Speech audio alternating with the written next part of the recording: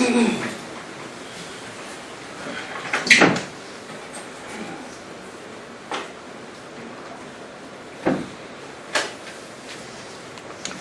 you. Be seated, please.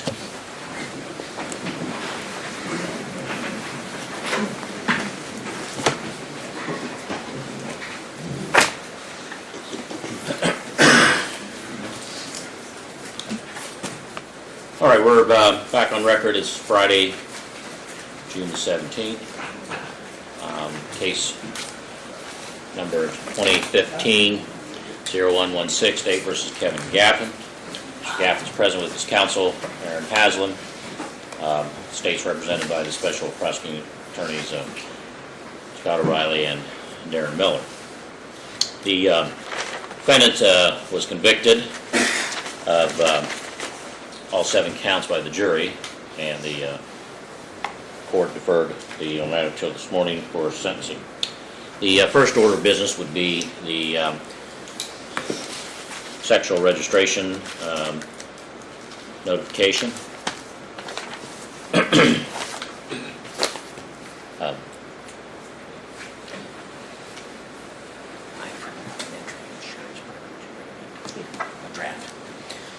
All right, Mr. Gaffin, you were convicted yesterday by the jury of 3 counts of rape of a child under 10, also 3 counts of sexual battery of a child under 13, and felonious assault.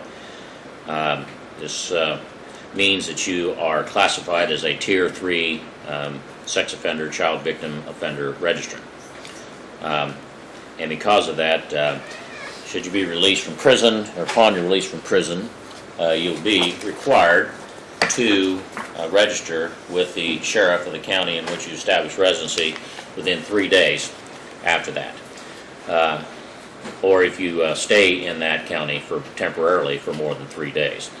Now, you'll be required to register in person with the sheriff of any county in which you establish a place of residence, place of education, or a place of employment, or, as I said, education. And you must do that if you are, well, first of all, within 3 days of the time that you establish residency. If you are gone temporarily for more than 3 days, then you must also register in that county, so it could be multiple counties. Now, you must you must register if you are working in another county for more than 3 days in a row or more than 14 days in any one calendar year. Now, if you should establish a place of employment or residence or education in another state, you are also then required to register in person with the sheriff of that state or other appropriate official in that state that has the sex offender registration duties. And again, the same time frame applies if you're working there more than 3 days in 1 year or 14 days in any calendar year. Employment also, for purposes of registration, includes volunteer service. Now, if you are going to be away from your residence for more than 7 days or more, then you're required to notify the sheriff of the county in which you're residing of your temporary lodging information, including your address and your length of stay. Now, after your date of initial registration, you are going to be required to, well, first of all, the registration is a lifetime registration requirement, and you'll be required to verify in person with the sheriff of that county or other official if it's in another state every 90 days. Now, you cannot re-verify your information any earlier than 10 days prior to your verification date, so you have a window of 80 to 90 days. And you have to verify at that time residence, address, place of employment, and or education. Now, if you change your residence, place of employment, or place of education, then you must provide written notice of that change to the sheriff with whom you've most recently been registered, as well as to the sheriff in the county into which you intend to reside, establish a place of employment or a place of education. It must be at least 20 days prior to the change for education, and not later than 3 days after the change of employment, because again, that only applies once you've been there for more than 3 days. If at any time you should not have a fixed address, then you must give a detailed description of the place or places you intend to stay, and then not later than the end of the first business day immediately following the day you do obtain a fixed address, you must register with the sheriff at that fixed address. You must also provide written notification within 3 days of any change in your vehicle information, email addresses, internet identifiers, or telephone numbers registered to or used by you to the sheriff of the county or counties with whom you've most recently registered. Now, if you fail to comply with any of your obligations to register or to verify periodically, then that could constitute a criminal offense, could result in criminal prosecution and the imposition of felony sentencing depending upon the degree of crime. Since your residence is currently at 205 Broadway Street, that's the address we'll list as your expected residence in Manchester, and then your report obligation would be to the Adams County Sheriff upon your release, and the place to register would be at 110 West Main Street, West Union, Ohio 45693. All right, so I'll certify that I have specifically informed the offender of his registration duties as a presiding judge. And Mr. Haslam, if you approach the bench and have your client take a look at this and then sign it and return it when you have that.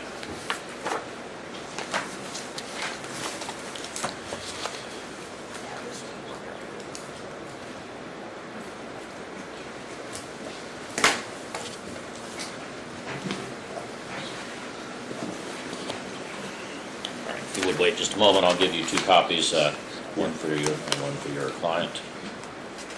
And there'll be a copy for the state. And then the other 2 will be given the clerk. There's your copies. All right, if you would, thank you.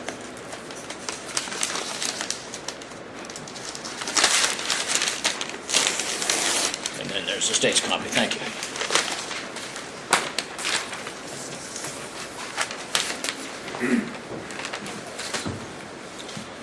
All right. Now, before we proceed with the sentencing, there are some legal matters that need to be determined by the court, and that is the question of the application of Revised Code 2941.25, and that would be the allied offenses of similar import issue, and whether or not any of the offenses merge. Now, in terms of this case, the evidence presented indicated that counts 1, 2, 3, and 4, and 5, and 6 both applied to the same incidents, and they were identified that way. What's the state's position regarding merger on those counts? Judge, with respect to the sexual batteries and the rape, we will stipulate that those are allied offenses of similar import. At this point in time, we will elect to proceed on the rape charges. And I assume there's no objection by the defense? No, Your Honor. All right. All right, then I'll also listen to any argument regarding the felonious assault. The evidence, as I understand it, is that the victim of this offense, suffered and has suffered serious physical harm, and that was the finding of the jury, based upon the mental anguish and ongoing mental issues, mental health issues that he has suffered since the rapes occurred back in 2008. And the question then becomes is that whether or not the felonious assault would merge with the rape conviction. So I'll hear from the state regarding that. Judge, just briefly, we would certainly argue that the harm is separate and distinct, and it occurred subsequent to the underlying offenses.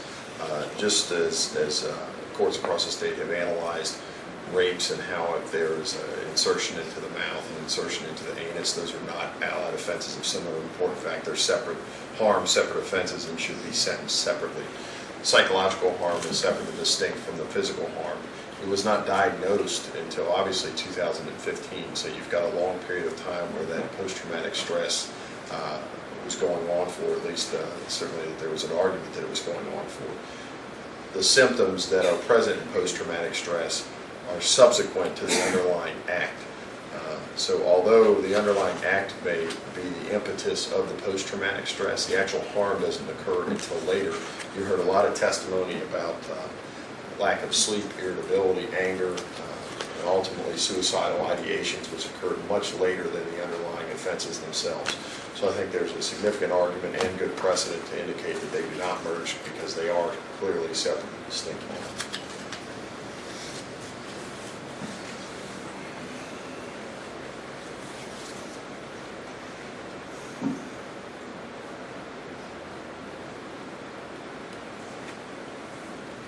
Mr. Haslam? We'll submit the issue to the court, Your Honor.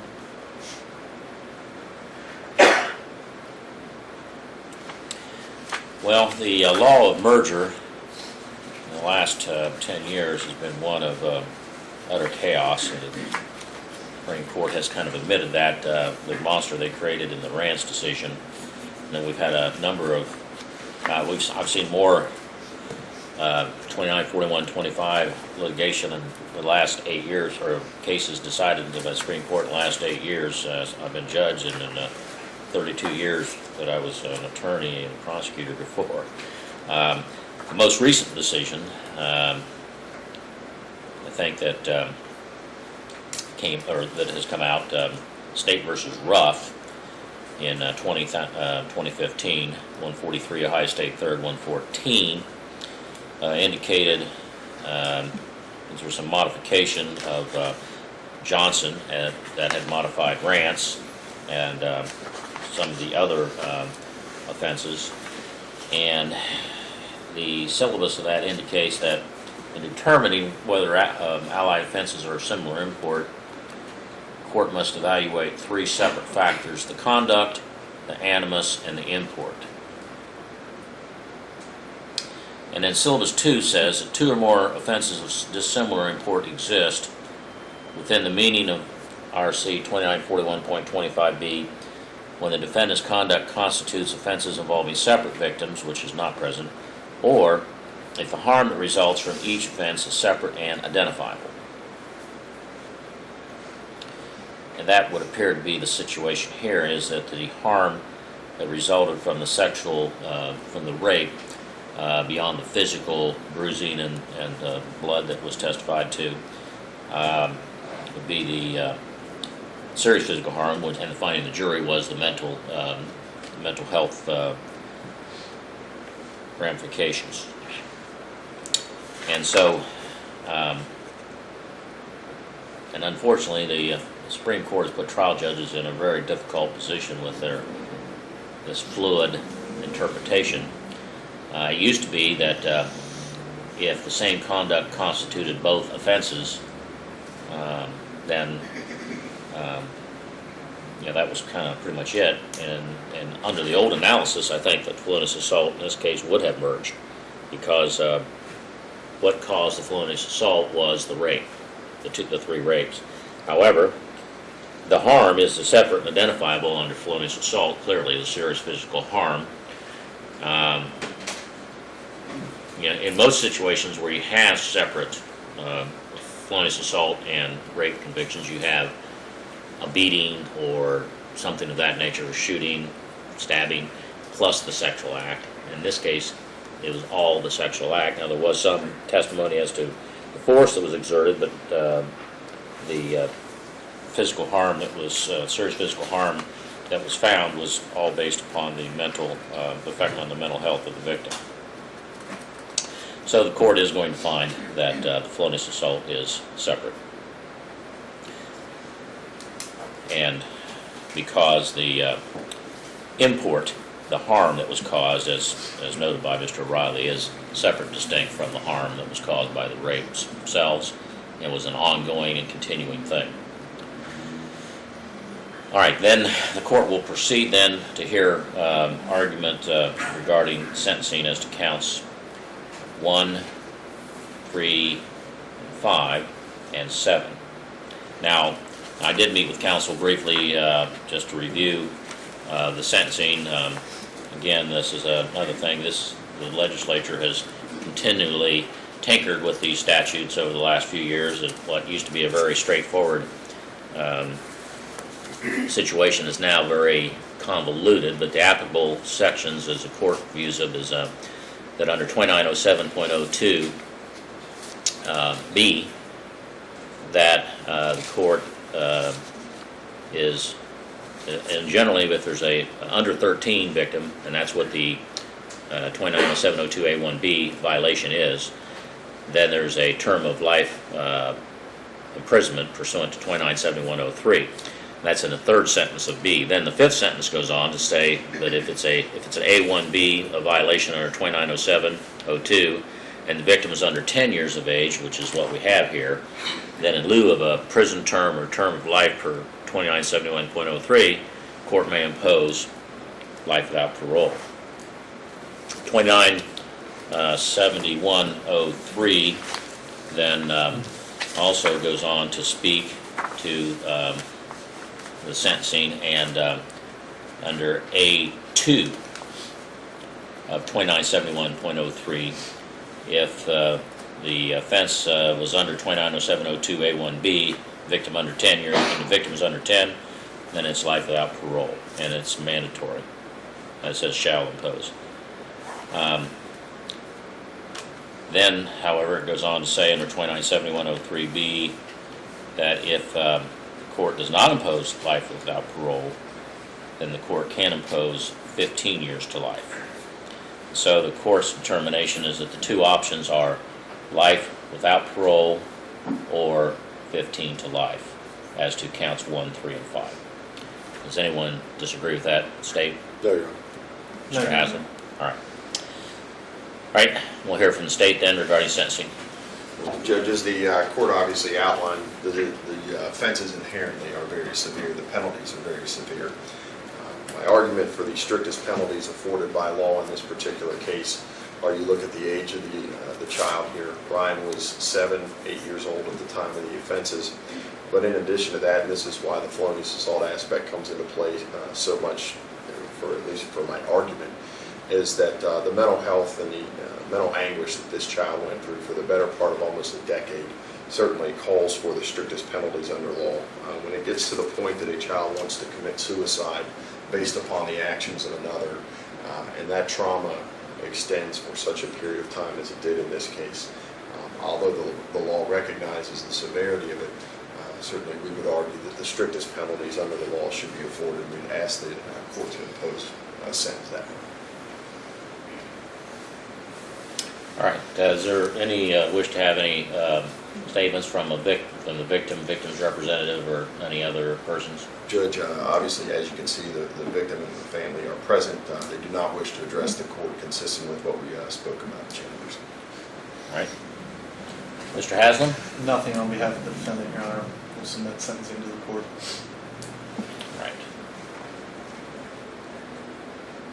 All right. I would note that there are a lot of folks here on both sides. I understand this is a very emotional and difficult experience for everyone involved, and I'll just direct everyone to control your emotions. The court won't tolerate any kind of outburst or verbal interruptions of proceedings. If so, I'll deal with that as the law provides, and fortunately it won't be pretty. All right, Mr.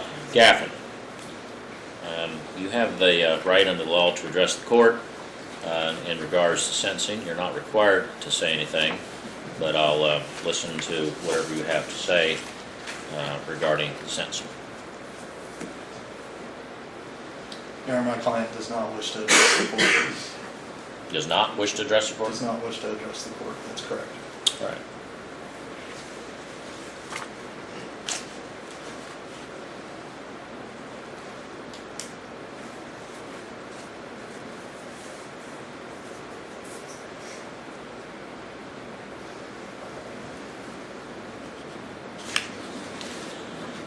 Well, Mr. Gaffin, the evidence in this case, quite honestly, in the court's view, was quite compelling. Was not surprised that the jury returned a verdict fairly short form, even after we replaced one of the jurors and had them restart their deliberations. The fact that there were independent witnesses to the harm as well as to the fact that there was compelling testimony from the school people that testified regarding the child's behavior and demeanor and suffering.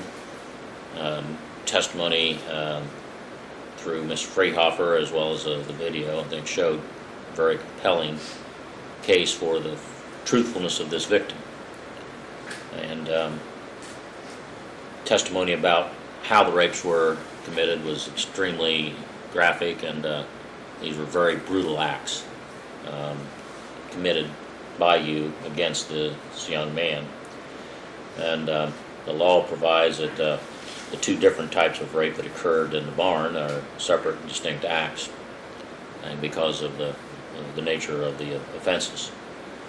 The harm that this young man has suffered, I think, has been unbelievable, and he's dealing with those now. But unfortunately, the harm that is caused by rapists to their victims is often unbearable, and often results in much more severe results or effects on the victims. And the young man is dealing with those, and hopefully he'll be able to deal with that with help from the mental health professionals and support of his family. But it's just an unimaginable crime, and it's a crime of violence. It's a violent sex offense under the law, and this was a crime of violence. It was brutal. And looking at that and taking into consideration all of the facts and circumstances before the court, it's the judgment in the order of the court that as to count 1, rape, in which you've been found guilty, first-degree felony with the additional finding that the victim was less than 10 years of age at the time of the offense, that you be and are hereby sentenced to serve a prison term pursuant to RC 2907-02B and or RC 2971-03A1 or A2, I believe it is, to a term of life without parole at the Ohio Department of Rehabilitation and Corrections. It's further ordered that you serve a prison term as to count 3 of life without parole pursuant to statute. And as to count 3, that you serve a term of life without parole as provided. As to count 7, it's the order of the court that you serve a sentence of 8 years for commission of that offense. Now, the court orders that all of these sentences are to be served consecutively to each other. In making that decision, the court will note that you've had previous convictions. The court will note that the extreme brutality of these offenses, the multiple offenses, are such that it's necessary to protect the public from future offenses by you, as well as to punish you for these offenses. The court further finds that the harm that is caused was caused, as evidenced by the testimony, is such that one single prison term will not adequately accomplish the goals of sentencing, which are to protect the public as well as to punish the offender in this case, and that therefore consecutive sentences are necessary to accomplish that. Now, you are sentenced to life without parole on counts 1, 3, and 5. However, and there is no possible release other than commutation or pardon, or if your conviction should be reversed for some reason under the law. As to count 7, in the event that you were released as to the other 3 and still serve that sentence, then upon completion of that sentence, there is provision in the law that you would be required to be placed under post-release control, and it would be mandatory that you be placed under the supervision of the Adult Parole Authority for a period of 5 full years. It means you would be supervised by a parole officer, and under the terms and conditions the APA sets, the court's not involved with that, and if during that period of time you violated any of those conditions, they would have the right to return you to prison and make you serve an additional period of up to 9 months for any one violation, up to half of your prison term as to that offense, which is 8 years, so that would be an additional 4 years, even though you've served your entire time. Now, in the event that the maximum that could be would be up to 1/2 of the term, as I indicated. However, if you committed a new felony while under post-release control supervision, then in addition, whatever sentence the judge in the new case can impose upon you, that judge would also be authorized to sentence you in this case to an additional period of 1 year, whatever time is left on the 3 years of post-release control, whichever is greater. If that occurs, that must be served consecutively to the new sentence. Now, the court will order this sentence be executed immediately, and the sheriff will convey the defendant to the Ohio Corrections Department Orient Reception Center to begin serving the sentence. I don't have jail time credit. I know he has at least 1 day from today. I will check with the sheriff and see what other days he would have other than last night.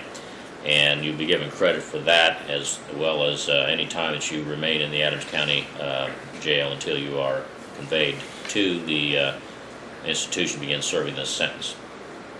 You're also ordered to pay the court costs of this action for which judgment is granted and execution is ordered, as well as any other fees required or permitted by 2929.18A4. And it's ordered that if there would be any funds in deposit at DRC, that they would withhold those to pay those. The court understands that there was a $50,000 deposit in this case. 10% of that will be withheld as provided by rule, and the rest then would be available to release. However, before that is released, the clerk is directed to pay all court costs and sheriff's fees imposed by law from that $45,000 prior to return of the balance to the surety. Defendant is also required to submit to DNA testing for 2901.07.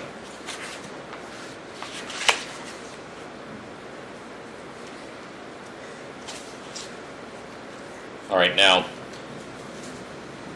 Mr. Gaffin, you've been convicted and sentenced by the court. Under the law, you have the right to file an appeal of your conviction and sentencing. You have a right to have that notice of appeal filed on your behalf. It must be filed within 30 days. You have a right to have the record of this case submitted to the Court of Appeals for review. If you cannot afford to pay for that, then upon that finding, the court would order those to be provided to you at no cost. You have a right to have an attorney to represent you upon appeal. And if you do not have the funds to hire an attorney, then the court will appoint one for you. And if you feel that you're not able to hire counsel, pursue an appeal, then you will need to request immediately that the court appoint counsel for you, fill out the necessary affidavit, and then the court will review that. And if I find that you are indigent, then I will appoint counsel to pursue that appeal for you. And that appeal must be filed within 30 days. And so if you are uncertain if you're going to be able to file an appeal, or if you are going to have the money to hire an attorney, then you would need to notify the court immediately. Also, Mr. Haslam, in the interest of protection of the defendant's rights, I don't know what the thought might be about whether you would handle the appeal or not, but if the defendant wishes to file an appeal, typically what I ask attorneys to do is to go ahead and file the notice of appeal and get the process in so that the rights are protected, and then notify the court whether you're going to continue or whether he needs counsel or he's going to hire other counsel.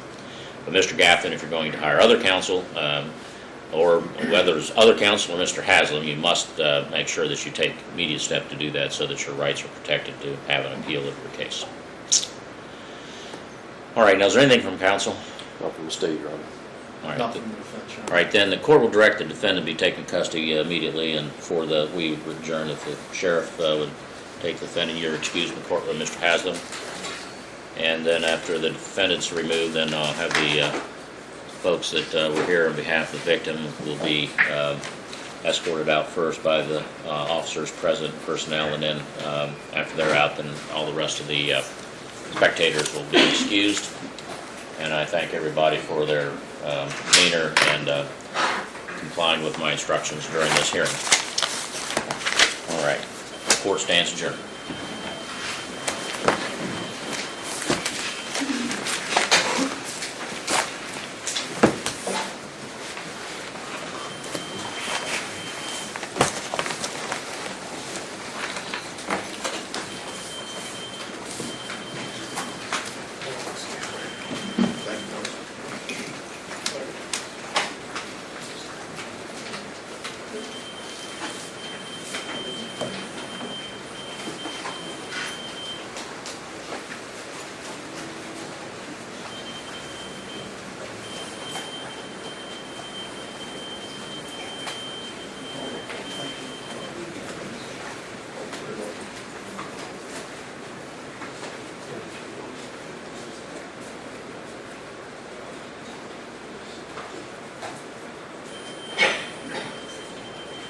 You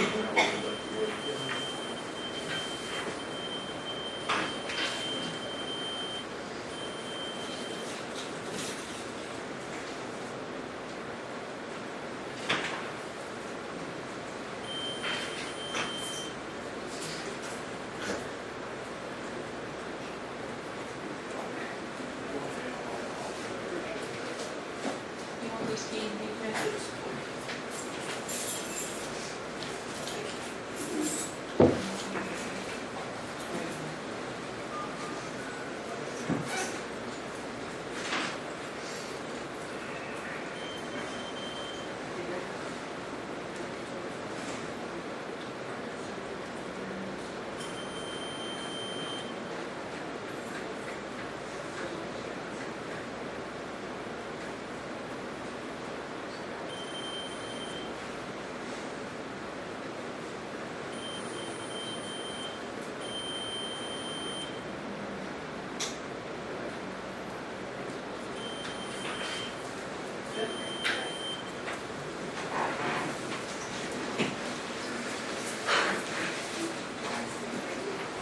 Braxton, Braden, and Paul? Braxton, Braden, and Paul.